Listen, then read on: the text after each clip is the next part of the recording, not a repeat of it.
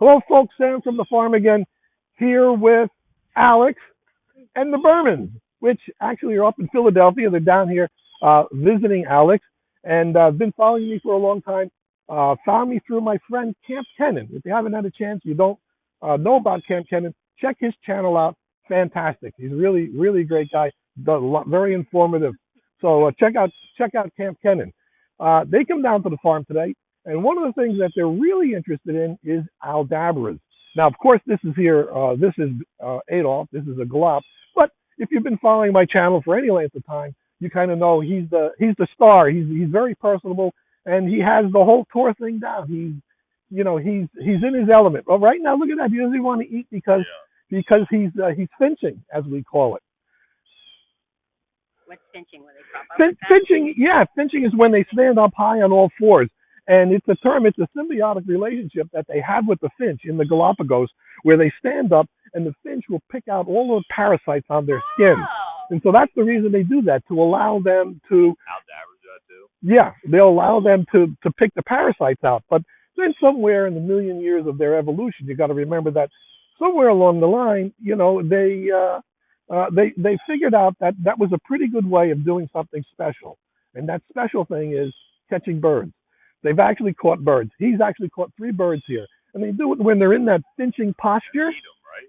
And they come down really hard on it, and they flatten right there, and then they back up and they eat them. So as slow as a Galapagos tortoise is, they can actually catch birds, which is something really interesting. Amazing creatures, have a lot of evolutionary history. I love talking about these guys. So you were here today. You checked out some of the Aldabras. You checked out some of the glops. Do you have a favorite Aldabra?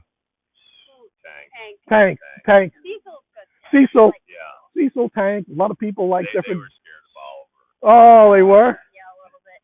Yeah. I liked them all though. No, but Tank was my favorite shape. Yeah. B9.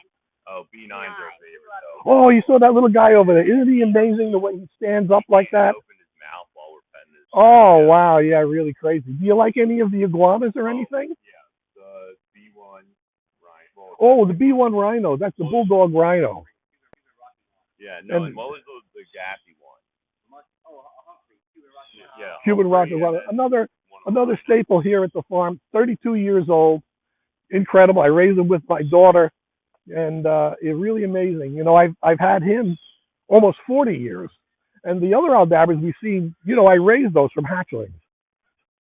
Tank, Oliver, Cecil. Yeah. Used to hold them in my hand like this, and it just was amazing to go through life and be able to raise those animals. Something that he's going to enjoy because he's so young. He's got a big jump on us all. I wasn't as smart as him when I was that age, so I waited till I was a little later in life.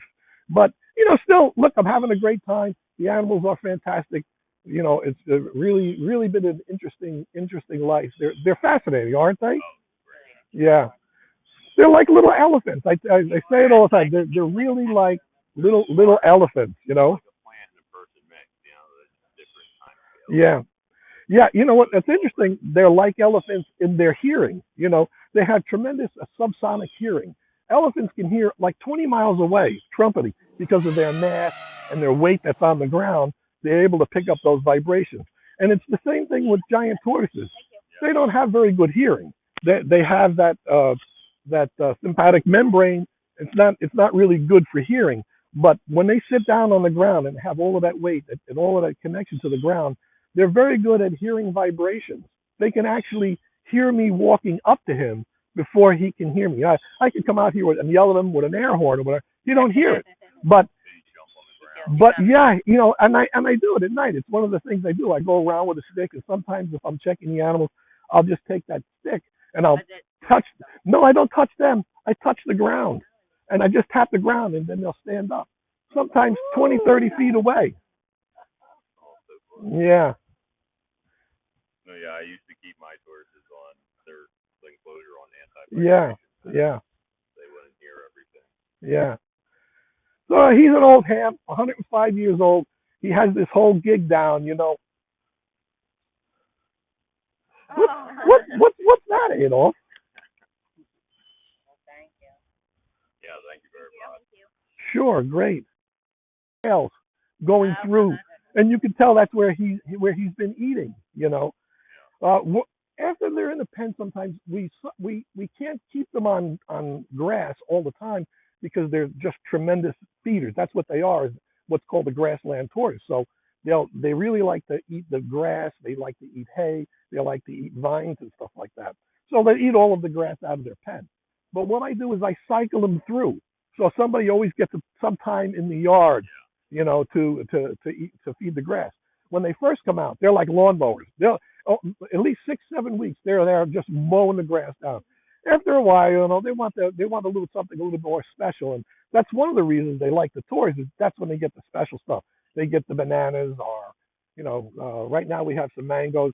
I don't feed them the mangoes unattended because of that pit. I'm always worried about them choking, even though I fed them mangoes for many years and never had anyone choke. They're actually amazing the way that they eat it because they'll sit there and flip it until the only thing that's left is the seed. But I still don't like to do it unattended that size because it's just something that I could see really getting in trouble with. You notice on the top of his, like the spike. Do you see the serrated beak? Yeah. And I see that's his Aldabras sympathetic don't memory. Yeah, they have the serrated beak too. That's an adaptation in their evolution. You know where the tortoise came from, right? Where? He was an iguana. Oh. In the evolution of tortoises, this is actually an iguana. He started digging in the ground, making tunnels in the ground, and to get a better anchor, to dig deeper tunnels, their back feet got very strong to anchor them, and then they used their legs to dig out that hole. And as time went on, you can actually see through the evolution how those lizards turned into tortoises. They drop the tail. All of their legs have to be able to pull inside. Their neck has to pull back, and they have to be able to, and they have a beak. So prehistorically speaking, there were a lot of animals that looked like modern day tortoises, but didn't fall into the right class because, again, either they couldn't pull their head in the shell, some of them didn't have a plastron on the bottom, some didn't have, different attributes of what makes a modern tortoise today. But this particular animal goes back about 200 million years, is how this modern tortoise. So it was about 220, 30 million years ago when they made that metamorphosis over from iguanas. So really, really interesting. And one thing that always amazes me is you think about it, 66 million years ago, that's when the mass extinction happened. Meteor hits the earth, wipes out 75% of the animals, and who survives? The tortoises survive. Yeah, exactly. Exactly. It all, had those attributes which enable them to, to live for a long time without food, without water. They could go a year without food or water. That's one of the things that actually almost drove them into extinction was when the pirates and the maritime and you had the whalers, they would put them on the ships. They actually, were devastating those animals, taking all of those species, carrying them off 100 at a time, and they would eat them for fresh meat on the ships. Yeah. And then they actually didn't find any more on the islands. They didn't realize they were actually living inside that caldera, inside the top of the mountain that blew off. They had gone inside and were living in there, and they didn't find them for many years. That was around the 1500s that they just hunted them to almost to extinction, Yeah, they put Aldabras on some of the Galapagos Islands so they went extinct, right? Aldabras somewhere, some island. Well, other islands in the Indian Ocean, because you have other islands in the Indian Ocean that they were moving them around to. Yeah. That's what they've done to try to rebuild that population. Yeah. And they come from the Seychelles, and it's an archipelago of different islands. No. Yeah, I've looked it up. I know. You have to fly to France or Germany and then fly. It's a long trip. It's a great trip. I don't think there's much there on those islands really to see unless you're going to go see the tortoises. But if you're going to go that far, go to Madagascar. Yeah. Incredible biology. Yeah, and then just what's happening there, what's happened over the years, Madagascar is fascinating. Yeah, and they walk on their toes, right? Yeah, exactly. That big, but toe walkers. Yeah. No, So I want. Oh yeah, no, they have no nasal scoop like the Aldabras. no, but you see the way his shell tilts up here? Yeah. It allows his head to come much higher up. And so he can feed on low-hanging vegetation from trees, while other Galapagos species, their shell actually tilts down. It gives them more protection, and they eat off the ground, so they don't need to lift their head high. But that's what these tortoises, that's one of the things that Darwin was able to figure out. His theory of selective species was that those animals which had that ability to reach those higher hanging fruit or leaves or were able to survive on that island because of that adaptation over those millions of years. That and the finch is what he based that whole theory on. Do they float like the Aldabras? Like how they float there, Yeah. They, as smaller animals, they float. Yeah. Well, they even float as large animals. You heard about the Aldabra that was off the coast of Africa, and he got a little too close to the surf. Off into the Indian Ocean he went. They sent some boats out looking for him. They couldn't find him. 6 months later, he lands up on the Indian coast of India, covered in barnacles, lands on the beach, and starts walking along. He survived for 6 months out in the ocean like this with his head up. He didn't drink the water. He didn't eat. And we can't send a boat out there for 6 months with the storms and everything else. He lands on the coast and he's no worse the wear for it, Isn't that right, huh? What's up, huh? What are you looking around at today, huh? What's that? You think there's something more? I think he thinks there's something more than just greens, Banana. Yeah, he's looking for a banana.